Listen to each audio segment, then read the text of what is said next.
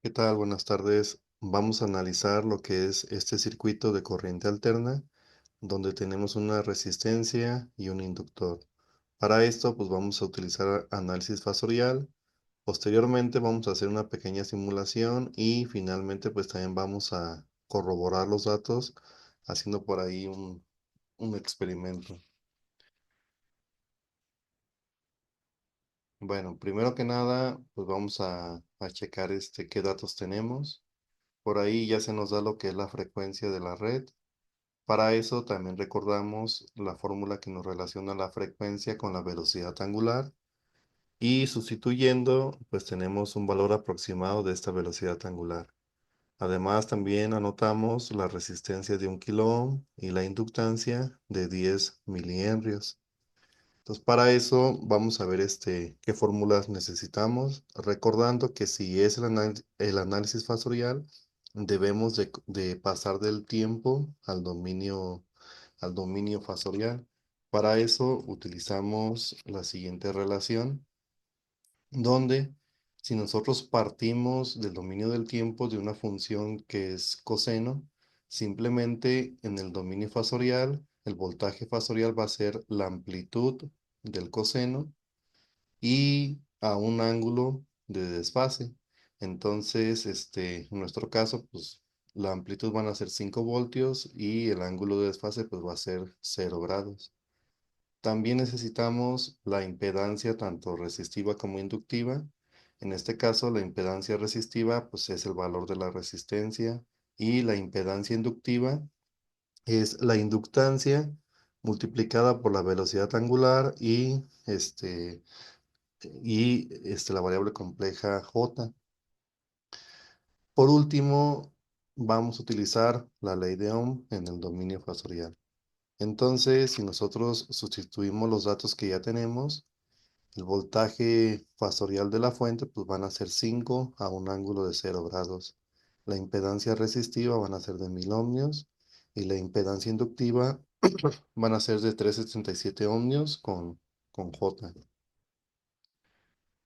Eh, pues con esto podemos calcular la impedancia equivalente, dado que ambas impedancias están en serie, pues simplemente las podemos sumar de forma directa y para eso pues, vamos a aplicar directamente lo que es la ley de Ohm, donde pues, va a ser 10 a 0 voltios entre 1000 más J377. Esta operación se puede introducir de forma directa en una calculadora científica que pues, maneje números complejos. El resultado de esta calculadora siempre puede tener dos opciones, en la forma rectangular o en la forma polar.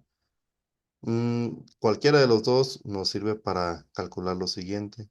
Entonces, como el objetivo es determinar el voltaje que se cae en el inductor, lo que necesitamos es la corriente.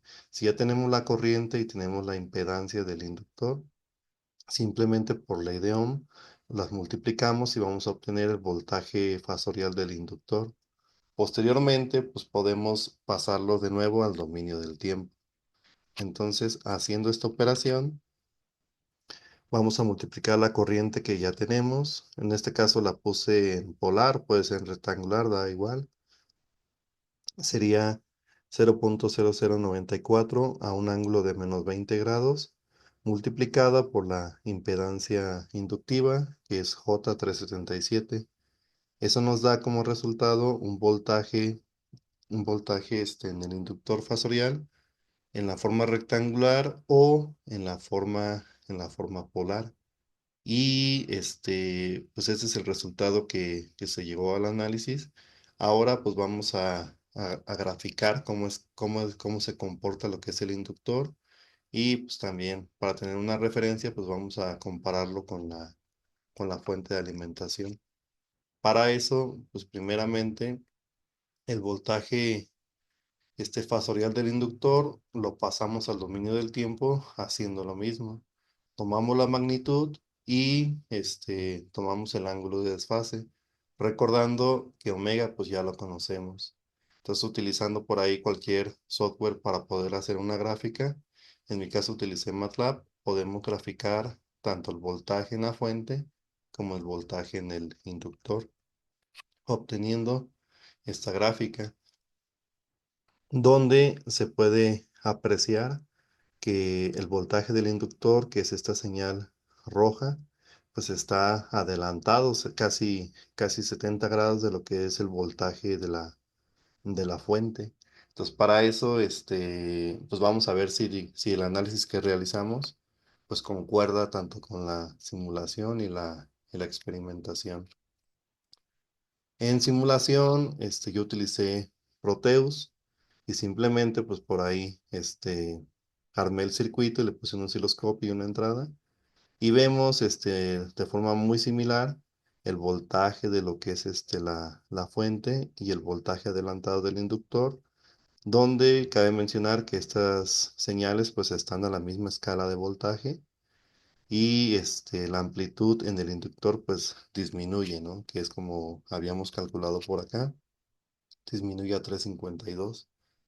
Entonces, vamos ahora a interactuar un poquito. Vamos a, dejen abro la simulación. Un segundo. Por aquí está. Entonces le voy a dar correr y pues aquí se tiene, ¿no? Por ahí puedo jugar con la visualización un poco, pero pues el resultado es el esperado. Ya nada más checamos, por ejemplo, los parámetros de la fuente, que la frecuencia sea a 6 kilos. Ah, bueno, aquí la, la amplitud la había puesto a 5. Ahí está, ahí está. Entonces, vamos a ponerlas un poquito más grandes para que se vean. Aquí está la señal obtenida de la simulación.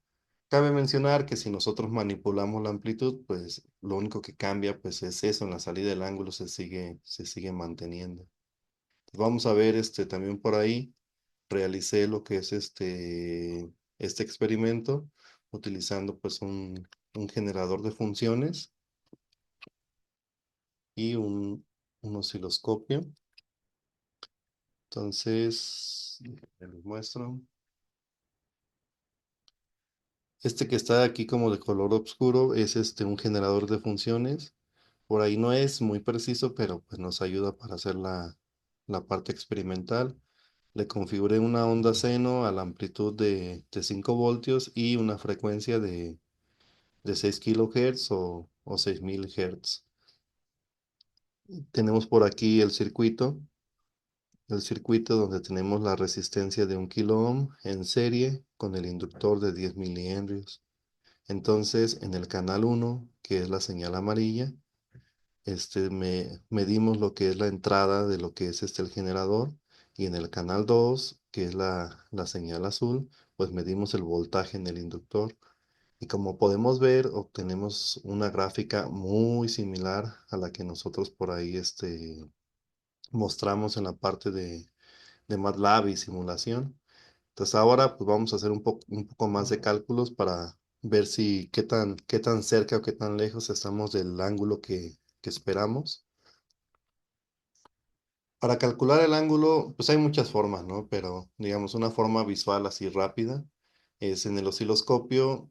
Nosotros sabemos, siempre nos va a decir a cuántos microsegundos por división tenemos en cada cuadro. Es decir, en este ejemplo, cada cuadrito, si lo medimos de la forma horizontal, va a medir 10 microsegundos.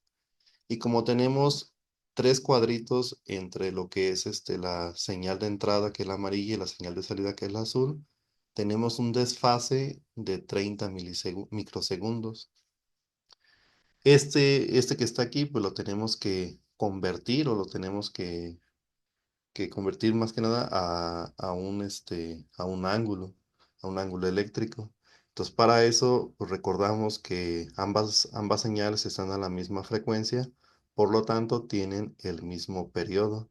Entonces, calculando el periodo, tenemos por ahí una aproximación de 166 microsegundos. Y simplemente haciendo una regla de tres, Si por ejemplo nosotros sabemos que un ciclo completo pues, son los 360 grados, los cuales corresponden a 166 microsegundos, y lo que nosotros encontramos fue un desfase de 30 milisegundos, simplemente pues aplicamos aquí una regla de 3 y encontramos el ángulo correspondiente. Para este caso, el ángulo de desfase que podemos apreciar aquí, digamos así de forma aproximada, es de 65 grados, lo cual pues se parece por ahí bastante al que nosotros calculamos de forma analítica. Obviamente pues difiere por ahí unos pequeños grados, ¿no? ¿A qué se debe esto? Pues son muchos factores, desde, ahora sí, desde la parte experimental, donde pues este no es un generador por ahí muy preciso. La resistencia también por ahí tiene valores, tiene errores de más, no recuerdo si más o menos 3 5%. El inductor, pues no es un inductor este, puro, ¿no? Es decir, está compuesto por una resistencia. Al final y al cabo, como un inductor, simplemente es un devanado de cobre. Pues este cobre también presenta una cierta resistencia, ¿no? Además, también si nosotros le agregamos la salida del generador, pues tiene una resistencia de 50 ohms, y también por ahí tenemos impedancias en los canales, pues es por eso que siempre es muy difícil tener un resultado muy cercano, pero pues para fines prácticos es bastante aceptable. Y pues bueno, aquí está una imagen que la saqué del osciloscopio para que se viera de una forma un poquito más precisa. Y cabe mencionar que aquí en MATLAB pues también le puse la misma escala, porque aquí le cambié la escala de la señal de salida, está a 1 volt por división. Entonces acá también lo escalé para tratar de ver cómo se ve, así un poquito comparar la parte real y la parte analítica. Y pues podemos observar que tenemos por ahí resultados muy similares, y era lo que se esperaba, ¿no?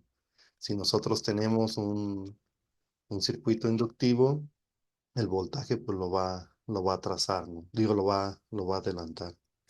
Pues bueno, espero que haya quedado claro este, este pequeño análisis. Muchas gracias.